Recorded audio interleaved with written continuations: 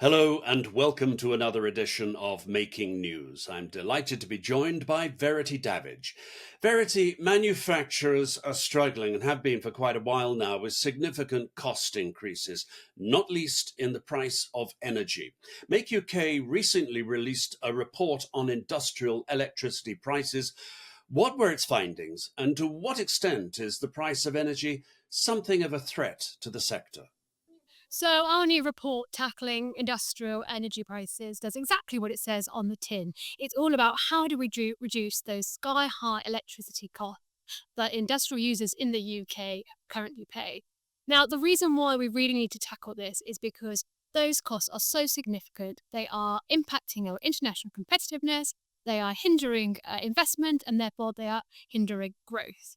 For UK industrial energy users, they actually pay about 4 times more than the US and about 46% more than their European counterparts. So it just shows how actually it's really impacting our competitiveness, and we need to kind of tackle it head on.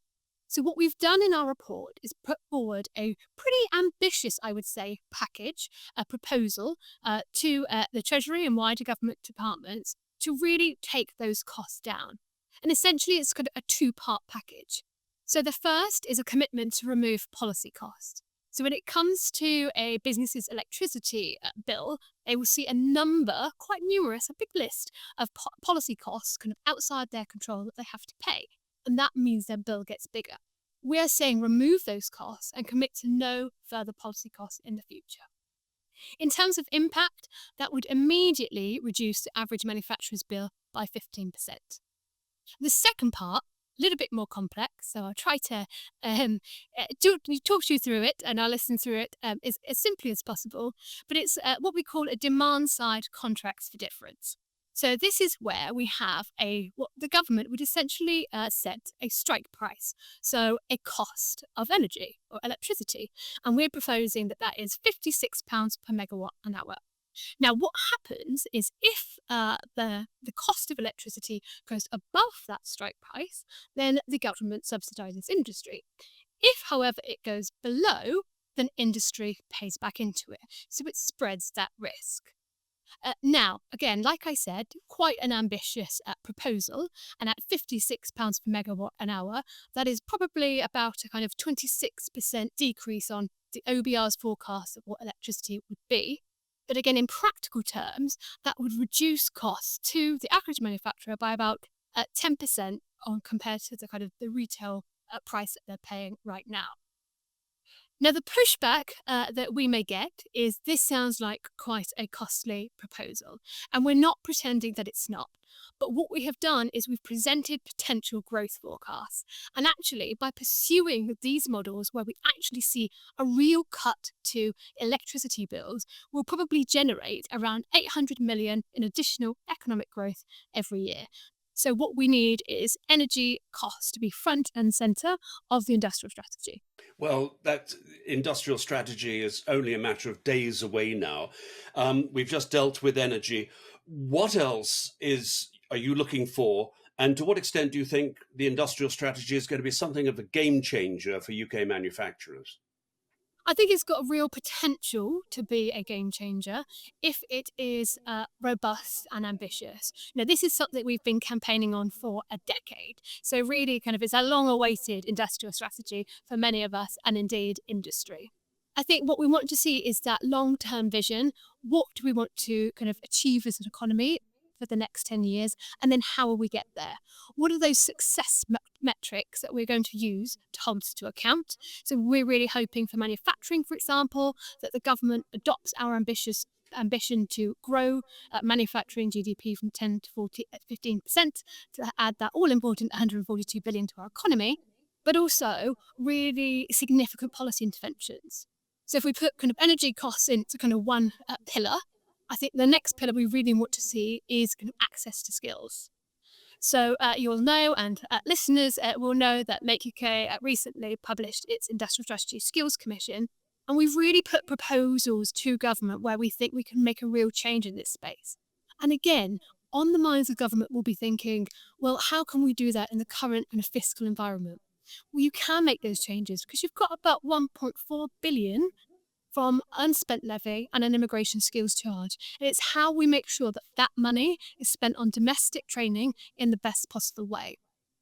And then I think the third pillar that we really want to see action on is around access to finance. Because again, if we kind of unlock the capital needed to invest, we could potentially have another 9.2 billion worth of investment in the UK. Now, some of that is actually awareness and signposting, but some of it's kind of more creative. So how can we use kind of digital tools to help actually manufacturers go from starting up to scaling up? Well, we're going to find out, as I said, in a few days when it lands, how much of that is going to get nods of approval from Make UK. But once it does land, you've been working on this for 10 years. What about the next 10 years? What's your focus going to be? What is Make UK's focus going to be once we have an industrial strategy in place? Well, I think in the immediate term, we'll need to digest it and communicate those ambitions to the wider manufacturing industry and identify where those opportunity areas are. So, with industrial strategy, naturally government picks winners. We've already seen some of that happen because we have the 8 strategic growth sectors. Luckily for us, advanced manufacturing is one. We will want to know exactly what their definition is and hope it's as broad brush as possible. And then, as I say, I guess helping industry kind of make the most of these long-term policy interventions and also encouraging them to make those necessary investments. If we do get, and it's all a big if, a strategy that gives certainty and stability, we need to encourage industry to make those steps and make the most of it so that we can really grow industry. And who knows, maybe that 10 to 15% ambition will soon become a reality. Well, it's a time of big announcements because, as well as the industrial strategy, we've got the spending review covering the whole of government.